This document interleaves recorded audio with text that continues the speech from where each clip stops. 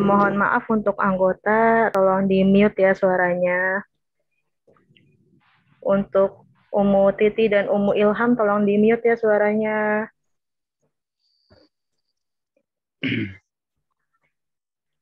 Baik Ustadz, silakan untuk dimulai kajiannya pada hari ini.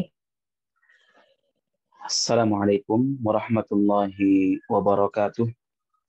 Alhamdulillahi ala ihsanih wa syukru lahu ala taufiqihi wa amtinani. Asyhadu an la ilaha illallah wahdahu la syarika lahu ta'ziman li sya'nih wa asyhadu anna Muhammadan abduhu wa rasuluhu ad-da'i ila ridwanih. Sallallahu alaihi wa ala alihi wa ashabihi wa ikhwanih. Amma ba'd.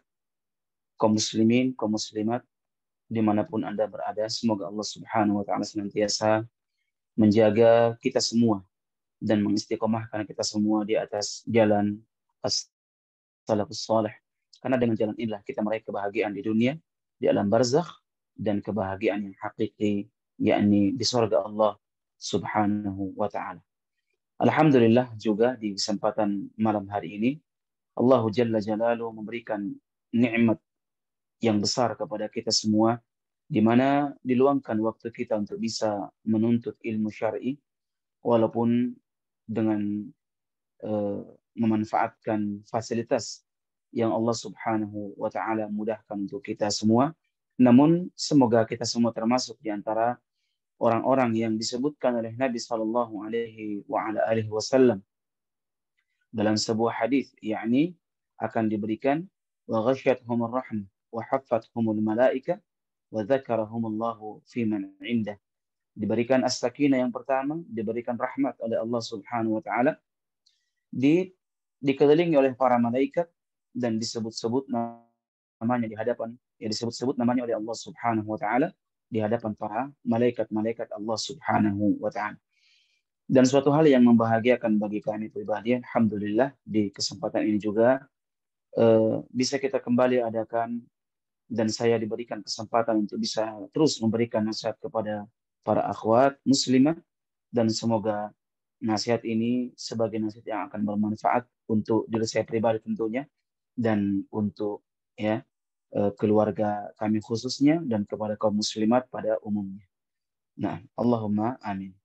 Baik, kita lanjutkan kajian kita di pembahasan malam hari ini, yakni kita masuk pada poin yang ketujuh disebutkan dalam buku yang kita bahas, yakni kesalahan atau di antara kesalahan atau kekeliruan para muslim yang mungkin dianggap remeh, yakni wanita menyerupai laki-laki.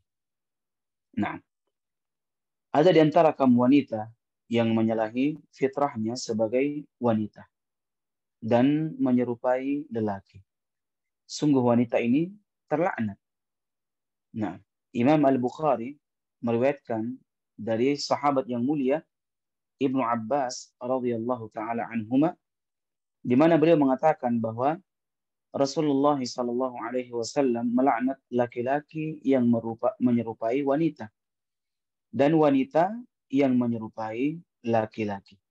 Nah, kemudian pada riwayat Al-Bukhari disebutkan, ini tambahan, Ibnu Abbas radhiyallahu taala anhuma menuturkan, di mana Rasulullah sallallahu alaihi wasallam melaknat laki-laki yang bertingkah laku seperti wanita.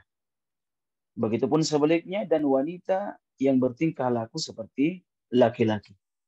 Nah, ini dua hadis dari Nabi sallallahu alaihi wasallam. Kemudian Imam Abu Dawud rahimahullahu taala juga meriwayatkan dari Abu Hurairah radhiyallahu taala anhu, seorang sahabat yang mulia, di mana beliau mengatakan bahwasanya Nabi sallallahu alaihi wasallam mengatakan, la'anallahu al-mutasyabbihina minar rijali bin nisa. Nabi sallallahu alaihi wasallam mengatakan Allah melaknat laki-laki yang mengenakan pakaian wanita, wal mutasyabbihat minan nisa'i bir rijal, dan wanita, na'am, wanita yang mengenakan pakaian laki-laki. Nah, Kemudian di sini disebutkan, beliau menyebutkan pula Al-Hafidh menuturkan dalam kitabnya Al-Fath. Mungkin beliau di sini maksud yakni kitab Fathul Bari yang dikarang oleh Imam Al-Hafidh Ibnu Hajar Al-Asqalani rahimahullahu taala. Nah, di mana imam ini meriwayatkan, menyampaikan sebuah riwayat dari Imam At-Tabari. Imam At-Tabari rahimahullahu taala mengatakan bahwa makna hadis di atas ialah laki-laki tidak diperbolehkan menyerupai wanita dalam hal berpakaian. Nah, dan berhias yang merupakan kekhususan bagi wanita. Begitupun sebaliknya, kata beliau. Kemudian beliau kembali menuturkan begitu pula dalam hal berbicara dan juga dalam hal berjalan. Kemudian Syekh Saleh Al-Fauzan hafizahullah taala pernah ditanya, apa hukumnya wanita yang mengenakan baju yang mirip dengan milik laki-laki? Jadi beliau ditanya tentang bagaimana hukumnya seorang wanita mengenakan pakaian yang menyerupai pakaian laki-laki. Maka beliau hafizahullah taala mengatakan diharuskan agar pakaian wanita tidak menyerupai pakaian laki-laki. Nah, Nabi telah melaknat para wanita yang menyerupai laki-laki sebagaimana telah kita bacakan hadisnya di awal pertemuan tadi. Dan para wanita yang bertingkah laku seperti laki-laki, ini juga dilarang dalam Islam. Nah, dan bentuk penyerupaan wanita dengan laki-laki dalam hal berpakaian adalah ketika mereka mengenakan pakaian khusus lelaki yang sifat dan macamnya sesuai dengan urf, kebiasaan masing-masing suatu masyarakat. Jadi yang beliau maksud di sini yakni apabila dianggap menyerupai laki-laki, wanita menyerupai laki-laki atau pakaian wanita menyerupai laki-laki, itu tetap dikembalikan kepada urf masing-masing, kebiasaan warga setempat atau masyarakat setempat di negerinya. Nah, kita lanjut. Bahkan ada ancaman yang keras yang akan ditimpakan kepada wanita yang menyerupai laki-laki. Imam An-Nasa'i rahimahullahu taala meriwayatkan dari Abdullah ibn Umar radhiyallahu taala anhuma, yakni anak dari Umar bin Khattab radhiyallahu taala anhu, di mana beliau berkata, yakni Ibnu Umar berkata, Rasulullah sallallahu alaihi wasallam berkata dalam sebuah hadis, ya, salasatun la yanzurullah azza wa jalla ilaihim yaumal qiyamah. Perhatikan hadisnya. Nabi sallallahu alaihi wasallam mengatakan ada 3 golongan yang tidak akan dilihat oleh Allah Subhanahu wa taala di hari kiamat kelak. Tidak akan dilihat dengan penglihatan kasih sayang, penglihatan rahmat oleh Allah Subhanahu wa taala. Yang pertama kata Nabi sallallahu alaihi wasallam, al-aqu liwalidayhi. Yang pertama anak yang durhaka kepada orang tuanya. Nah, ini juga di antara dosa yang besar, ya. Bahkan disebut dosa yang disegerakan di dunia balasannya, yakni durhaka kepada kedua orang tuanya. Yang kedua, wal mar'atu al-mutarajjilah, yakni al-mar'ah wanita yang menyerupai lelaki. Baik menyerupai dalam bentuk fisiknya, suaranya maupun dengan gayanya. Nah, kemudian yang ketiga kata Nabi Shallallahu Alaihi Wasallam, wad-dayyus, ya, ad-dayyus. Ad-dayyus ini suami yang merelakan melihat kemungkaran dalam rumah tangganya. Dia tidak melakukan amar ma'ruf di dalam rumah tangganya. Dia senang, dia diam, ya, dia menutup mulut dari kemungkaran yang terjadi dalam rumah tangga. Istrinya tidak berjilbab keluar rumah, anaknya yang tidak berhijab keluar rumah, anaknya berpacaran, istrinya melakukan hubungan, ya, dengan lawan jenisnya. Kemudian dia tidak marah dengan itu, tidak murka dengan itu, tidak melarangnya. Maka yang termasuk di antara dayus. Nah, kemudian di sini, ya, Abu Daud meriwayatkan hadis dengan sanad yang sahih dari Abi Malika, ya. Beliau berkata, dikatakan kepada Aisyah radhiyallahu taala anha, Bagaimana dengan wanita yang memakai sandal? Sandal di sini maksudnya yang sandal khusus untuk laki-laki. Maka Aisyah radhiyallahu taala anha menjawab, Rasulullah melaknat para wanita menyerupai laki-laki. Artinya ini juga termasuk di antaranya karena memakai pakaian atau aksesoris yang memang khusus untuk laki-laki. Maka hai saudaraku yang masih mengenakan celana khusus ya bagi laki-laki, sesungguhnya celana itu hanyalah kenikmatan kecil yang sementara, kata beliau. Tidak setimpal dengan turunnya laknat dan murka Allah Subhanahu wa taala. Barang siapa yang telah Allah laknat, sungguh ia telah na'am, sungguh ia telah merugi ya, dengan kerugian yang nyata. Ia rugi di dunia dan di akhirat. Yang demikian itu betul-betul merupakan kerugian yang nyata, kata beliau rahimahullahu taala. Sampai di sini pembahasan beliau. Nah, perlu kita tambahkan sedikit ya. Jadi Allah Subhanahu wa taala menciptakan ada yang namanya laki-laki dan ada yang namanya perempuan. Nah, memang dalam amalan itu tidak dibedakan. Siapapun yang beramal, baik itu laki-laki maupun perempuan, ketika dia beramal, maka akan diberikan pahala oleh Allah Subhanahu wa taala. Sebagaimana Allah Subhanahu wa taala mengatakan, ya, "Wa man ya'mal min as-salihat min dzakarin wa man ya'mal min as-salihat min dzakarin aw untha wa huwa mu'min fa ulaika yadkhuluna jannah wa la yudhlamuna naqira." Allah Subhanahu wa taala mengatakan barang siapa yang mengerjakan amal saleh baik dia perempuan maupun wanita, sedang dia dalam keadaan beriman. Artinya orang beriman yang beramal. Makanya syarat beramal, yakni punya keimanan. Orang yang tidak beriman, tidak akan diterima amalannya oleh Allah Subhanahu wa ta'ala. Maka Allah mengatakan mereka itu akan masuk ke dalam surga. Dan tidak akan dizalimi walaupun sedikit pun. Ini surah An-Nisa ayat 124. Oleh karena itu dalam hal amalan, laki-laki dan perempuan akan diberikan ganjaran sesuai dengan amalannya. Nah, sesuai dengan amalannya. Si fulan beramal, diganjar pahala dan bisa masuk ke dalam surga. Si fulan yang beramal, diganjar pahala dan diberikan surga oleh Allah Subhanahu wa taala.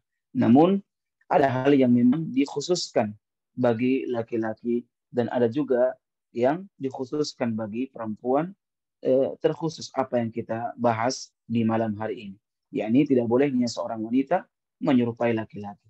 Nah, yakni entah itu bercukur, makanya dalam Islam dicukur pendek ya, itu tidak boleh dalam Islam kecuali punya hajat. Wanita yang gundul umpamanya, waliyadzubillah, apalagi kalau dia dengan tujuan untuk tren ya, gundul dia, atau laki-laki yang memakai anting-anting umpamanya ya, atau laki-laki yang memakai cincin naam emas, maka ini semua hal yang khusus untuk wanita dan dilarang, diharamkan untuk laki-laki. Begitupun perempuan, dia tidak boleh melakukan sesuatu yang menyerupai laki-laki. Nah, kemudian jamaah yang dimuliakan oleh Allah Subhanahu wa taala, Al-Hafidz Ibnu Hajar Al-Asqalani, kita akan jelaskan sedikit ya, apa namanya? Meringkas penjelasan para ulama di antaranya Al-Imam Muhammad bin Abi Jamrah rahimahullah taala yang mengatakan bahwa zahir hadis yang kita baca di atas, yakni larangan keras perbuatan tasyabbuh, laki-laki menyerupai wanita atau sebaliknya, itu dalam segala hal. Nah, asalnya beliau mengatakan zahirul lafdh zajru an tashabbuh fi kulli syai'. Nah, itu dalam segala hal. Lakin urifa min al-adillatil ukhra. Nah, dan beliau melanjutkan ya, akan tetapi telah diketahui dari dalil-dalil lain. Apa itu? Bahwa yang dimaksud larangan tasyabbuh itu dalam hal pakaian. Pertama, sifat, gerakan, dan yang semisal. Bukan tasyabbuh di sini ya, la at-tasyabbuh fi umuril khair, dalam perbuatan kebaikan, seperti mungkin bersedekah. Ada laki-laki yang bersedekah, maka apakah perempuan tidak boleh bersedekah? Itu salah ya. seperti perempuan laki-laki yang pergi haji atau pergi umrah. Bagaimana dengan laki-laki perempuan? Apakah dia boleh berumrah dan berhaji? Boleh. Karena ini tidak masuk dalam apa yang disebutkan oleh Nabi Sallallahu Alaihi Wasallam.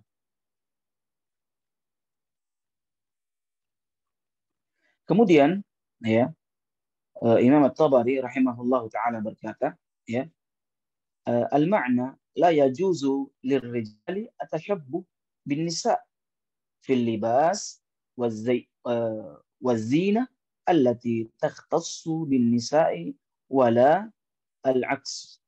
Nah, jadi Imam At-Tabari rahimahullah taala mengatakan dalam Fathul Bari, ini disebutkan oleh Al-Imam Ibnu Hajar Al-Asqalani rahimahullah taala, maknanya adalah laki-laki tidak boleh menyerupai wanita dalam hal pakaian dan perhiasan yang khusus bagi wanita. Nah, jadi laki-laki nggak boleh pakai selop umpamanya, ya. Tapi walaupun selop juga nggak boleh bagi perempuan. Atau sepatu yang khusus untuk perempuan. Atau dia memakai abaya umpamanya, atau memakai jilbab. Ini pakaian khusus untuk wanita. Nah, atau dia memakai jepitan rambut umpamanya. Waliyadzubillah. Sekalipun dia dalam rangka bercanda. Kan biasa begitu kan? Ya. Ada yang pura-pura jadi perempuan, laki-laki. Ini menyerupai tidak boleh. Perbuatan ini perbuatan laknat. Dan ingat, kita sebagai pendengar, penglihat, itu tidak boleh memberikan ruang kepada orang seperti itu. Nggak boleh kita berikan ruang. Tidak boleh kita baca beritanya, tidak boleh kita nonton beritanya, dan tidak boleh kita ceritakan beritanya. Karena perbuatan terlaknat. Jangan dianggap biasa itu. Ya, orang-orang sekarang wal'iyadzubillah min dzalik. Nah, bangga dengan perbuatan-perbuatan tersebut. Bahkan dianggap dengan sesuatu yang biasa-biasa saja.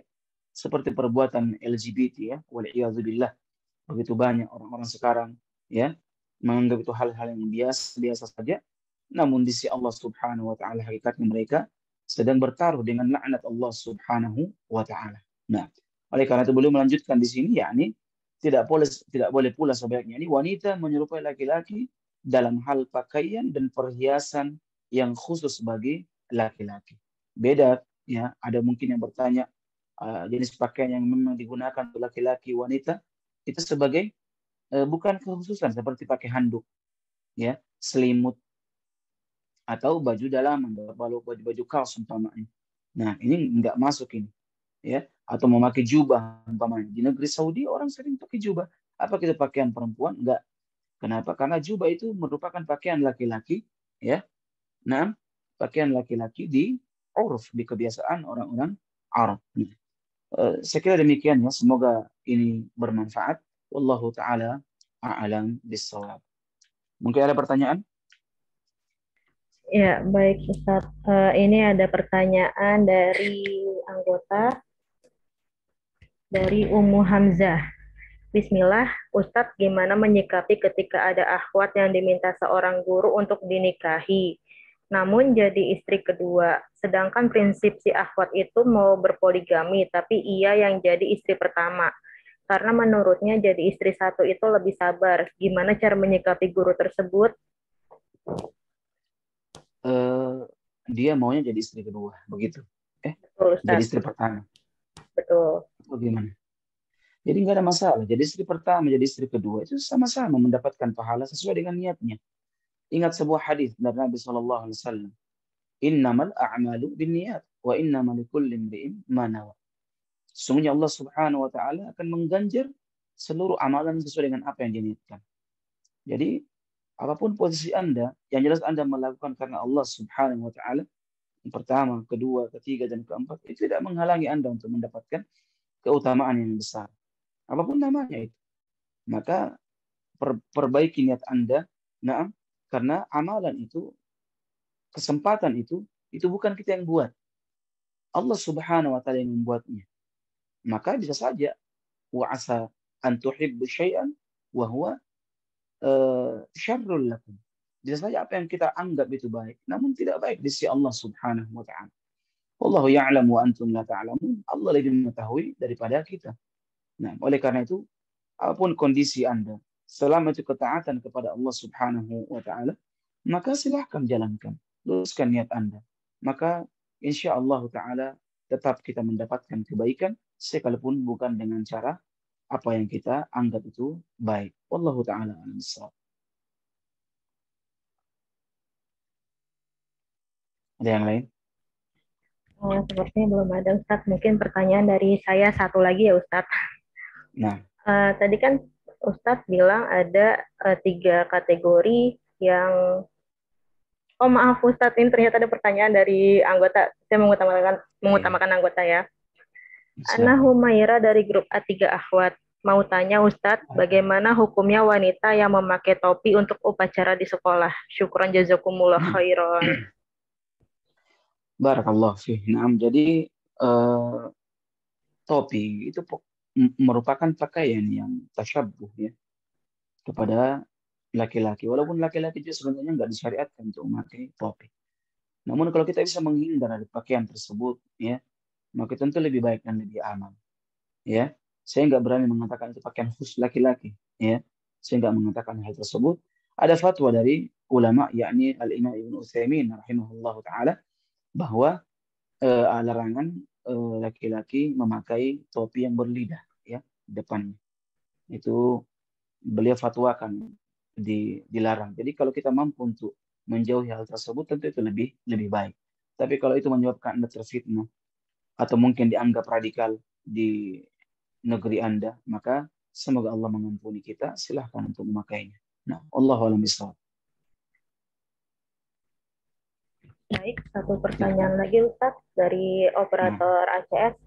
Bismillah, Ustadz, Ana izin bertanya, jika seorang akhwat dilarang untuk memakai pakaian yang menyerupai pria, dan juga sebaliknya, bagaimana dengan orang-orang yang berkata bahwa busana atau fashion itu sekarang bentuknya unisex, maksudnya universal mungkin ya Ustadz, alias bisa dipakai oleh wanita dan pria sekaligus, jadinya dua gender bisa memakainya. Bagaimana kita sebagai umat muslim? iya, nah, alhamdulillah. Jadi kita sebagai seorang muslimah, kita tidak perlu terlalu memasang kuping, memasang mata dengan perkembangan-perkembangan zaman, khususnya dalam perkara itu, fashion. Nah, kenapa? Karena itu bukan tujuan hidup kita. Itu yang pertama. Kedua, seorang muslimah telah jelas pakaiannya. Pakaian akhwat dari dulu sampai sekarang itu sama. Nggak ada perbedaan. Alhamdulillah. Yang beda itu cuma model-modelnya saja dan harga-harganya saja. Jadi sudah jelas. Pakaian kita khusus, pakaian mereka khusus. Laki-laki dan perempuan berbeda pakaian dari dulu sampai sekarang. Dari dulu sampai sekarang, peci itu bukan pakaian akhwat. Ya, bukan pakaian akhwat. Nah, imamah dan seterusnya. Cadar itu bukan pakaian laki-laki. Jadi nggak ada masalah mereka berkembang pakaian yang mereka anggap itu universal apa ya istilahnya mereka yang bisa dipakai oleh laki-laki dan perempuan. Nggak ada masalah itu bukan urusan kita. Nah, namun yang perlu seorang muslim memperhatikan ya, yakni cukupkan diri Anda dengan pakaian yang sudah jelas.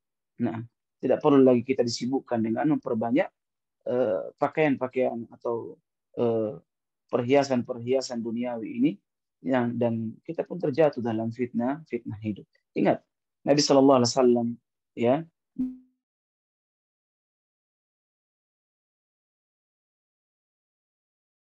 mendoakan kecelakaan bagi hamba-hamba fashion. Nabi SAW mengatakan Abdul Dirham wa ta'isa Abdul Qamis. Ya, sungguh celaka hamba dinar, celaka hamba dirham dan celaka hamba fashion. Oleh karena itu cukupkan dengan apa yang ada. Nah, insya Allah kita akan mengenak-enakkan hati kita, mata kita, telinga kita, lidah kita, dan semua kenikmatan akan kita nikmati insya Allah nanti di surga Allah Subhanahu wa Ta'ala. Tempat yang tidak ada ya kepenatan dan kesakitan di tempat tersebut. Ya berdoa saja istiqamah di atas agama Allah Subhanahu wa taala. Insya Allah Allah akan mempertemukan kita semua dengan kenikmatan yang hakiki, yakni di surga Allah Subhanahu wa taala.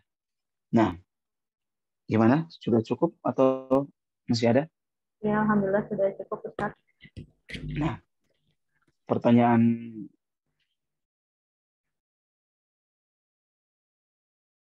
admin nanti saja ya. Oh iya, Iya. ya tidak mau ngapa Ustaz. Nah,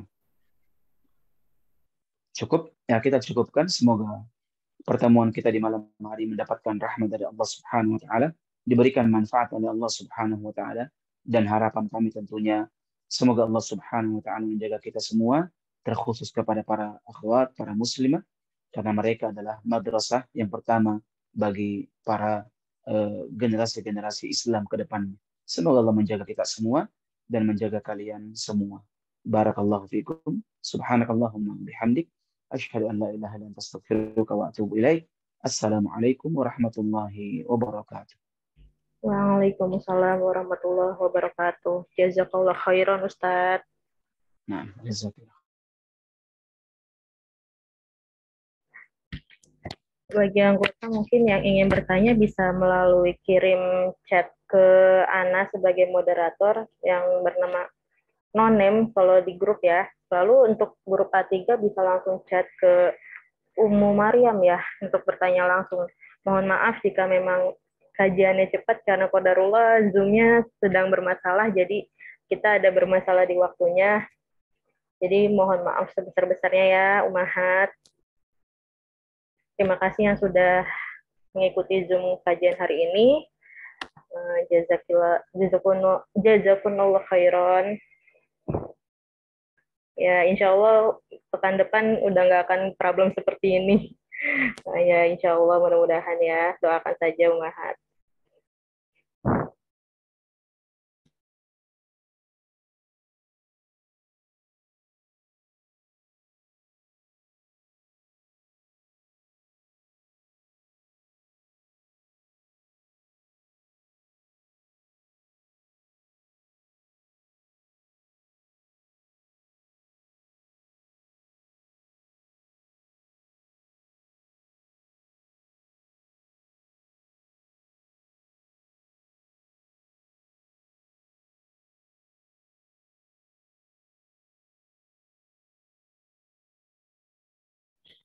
Ya, boleh ditutup aja operator Zoom-nya.